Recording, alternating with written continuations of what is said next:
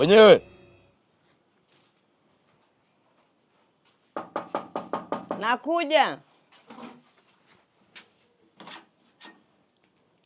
Sasa hizi. Sawa. Sasa dada, hii ni siku ya mwisho wa mwezi. Tunapitia hela za taka, lakini Sanjari na ulinzi kwa ujumla. Lakini kwanza tuna shaka moja na hii nyumba yako, kwa sababu huu mtaa wa Kidagaa una nyumba 3216. Nyumba yako wewe ni nyumba ya 8 tu, lakini angalia hii nyumba ya 8. Januari, Februari, Machi, Aprili ukatoa, Mei umeruka, Juni umeruka, Julai umeruka, Agasti umetoa shilingi 1000 baada ya kutoa shilingi 2500. Oktoba umeruka, Novemba umeruka, Desemba ndo kabisa. Lakini sasa hii ni Januari nyingine. Tunakuwa tunafanya mazoezi haya katika hali ngumu kabisa. Hawa vijana mnaowaona wanatembea na magari, wanabeba takataka, wanapakia kwenye gari. Ujira wao ni mkubwa sana, tofauti na mnavyozani. Sasa itafika kipindi na sisi jukumu hili litatushindwa, tutaendelea kuwaacha mnawapa mateja takataka, lakini wao hawaendi kutupa dampo panapostahiki. Wanatupa kwenye baraza za watu wengine. Nyinyi mshajua kwa nini wao wanafanya hivyo? Yaani kwamba hao mateja au watu wanatoa takataka nje kuwapa hao mateja. Nyinyi mshajua kwa nini au mmewahi kuchunguza chanzo ni nini mpaka watu sisi tunawapa watu wengine wakatoa hizo takataka? Basi nikusaidie. Kwa sababu nyinyi hamji kwa wakati. Gari linakuja kule juu, utoe takataka huku chini mpaka upeleke kule juu, kweli? Kwa nini lisisogee mpaka hapo mtaa wa nyuma sisi tukapeleka takataka? Na ujio wenu wa kufuata hela ni kila mwisho wa mwezi. Hamchelewi. Kama saa hizi mapema ushafika. Lakini hilo gari linakuja mara moja kwa mwezi. Hivi kweli taka zikae muda wote huo? Zinaoza, zinanuka, zinatoa funza, maji yananuka. Ndio maana tunaamua kuwapa hao mateja. Ngoja sasa mimi nikusaidie. Unaona hapa kwa nini nilivyokuja kwanza nimekutajia idadi ya nyumba 3338. Pia nikakwambia nyumba yako ya 8. Lakini pia nikakusomea. Manake kwa mwaka ule wa jana wewe ulilipa mwezi huu mmoja tu, mwaka mzima. Just imagine wapo wafanyakazi wanaofanya kazi pale kwa kupokezana. Umeona? Ili zoezi hili liende yakinifu, manake na wao wanatakiwa wapate mishahara yao.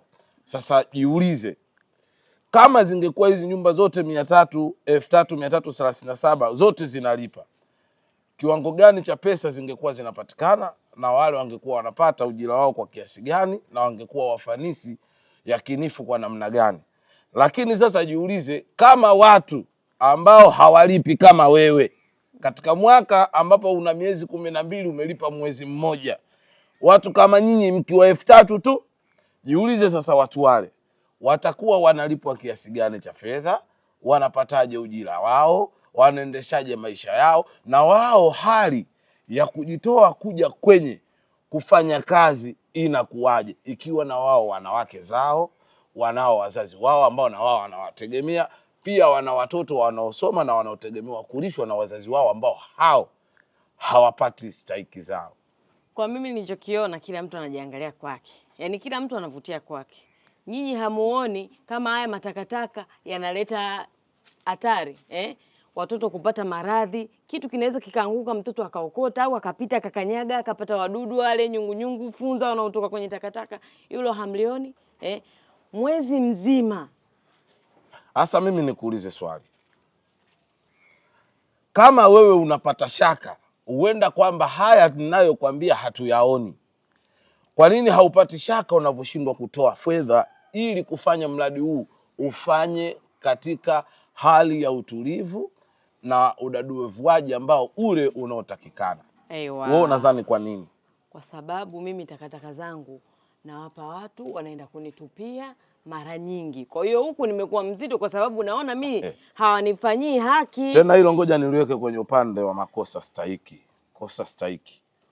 utupaji wa takataka wa aina yoyote yule pasina kupakia kwenye gari ambalo litapeleka dampo ni hatari.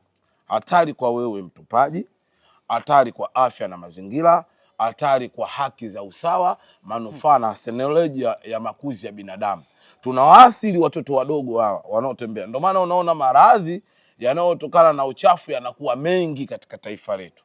Ndio maana yapo ma-UTI, manini. Haya si kwamba mtu anakuwa mchafu chumbani kwake tu, hata kutembea kukutana na kadhia ya wadudu wanaotokana na ulimbukizi watakachafu.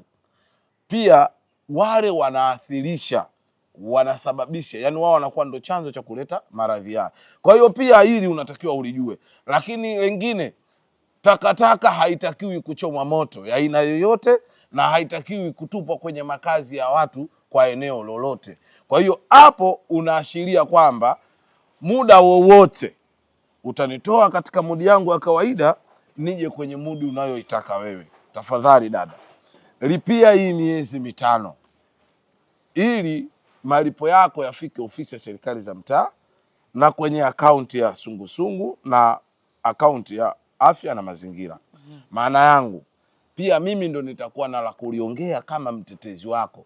Vinginevyo jua unaendelea kuvunja taratibu, kanuni na sheria tunazostahiki tuzifanye sisi kama wananchi, lakini pia kama serikali ya mtaa namna inavyowajibika kwa utendaji dhidi ya kulinda afya na usalama za wananchi. Na toaje hela ambao nyinyi wenyewe hamjaifanyia kazi? Nyinyi wenyewe amuoni vibaya? Amuoni vibaya? Ungekuwa unachukua hela pale ambapo gari la taka linakuja kuchukua takataka ingekuwa afadhali. Lakini nyinyi wewe mwenyewe unakaa hujui gari. Hapa hata nikikuuliza gari limekuja lini, limekuja saa ngapi, wewe hujui. Muda mwingine linakuja usiku, watu wamelala saa 4, wengine wanalala mapema, wengine wanaochelewa kulala ndio wanapata faida. Lakini sisi tunaowahi kulala hatupati hiyo nafasi ya kupeleka takataka zetu. Mwisho wa siku ndio tunawapa watu hao wakatupe, na toaje hela mimi. Sasa mimi nikuulize swali. Ushawahi kufanya biashara yoyote wewe? Mimi ninachokijua gari haliji na sijatoa takataka zangu kwenye hilo gari. Wewe ushawahi kuwa mfanya biashara wa biashara aina yoyote? Sijawahi. Haujawahi Sasa mimi nikwambie, hakunaga biashara inayofanywa moja kwa moja kwa kubahatisha mtaji. Ingawaje rahisi kwenye biashara kubahatisha faida. Kwa hiyo kwa namna wewe unavyonishauri mimi, tuanze kuleta gari ije mitaani, wewe ndio utoe hela. Manake hapo mtaji endelevu wa zoezi letu la usafi na mazingira tunakuwa hatuna, tunabahatisha. Ili manake ili tutoke kwenye kadhia ya ubabaifu. Nisikilize nikwambiayo haya. Katika miezi 12 ya mwaka uliopita sikusamee kabisa. Na kuanzia hii Januari, Februari, March, April, hii miezi yote tutakuwa na kufuatilia kwa kina na kuhakikisha unalipa kila mwezi. Ndio maana nikakwambia hivi, ili usinitibue kutoka nilipotoka, niamie kwenye huko unapotaka kunipeleka. Lipa miezi 5. Kama hautolipa, sitokuacha. Nitakuchukua mpaka serikali ya mtaa, nitamwambia mwenyekiti wako, nitamwambia kamanda wa afya na mazingira, nitamwambia katibu wa afya na mazingira, nitakuchukua mpaka manispaa ili waende kusadiki usadifu huo wa upumbavu unaoniletea. Hii ni kazi. Hii ni kazi na usinitanie. Hapo tena mnatutisha hapo. Sikutishi kwa sababu haya unaoyafanya wewe, maana yake unaniona mimi zumbukuku. Nataka muje kwenye nyumba namba 8 hapa.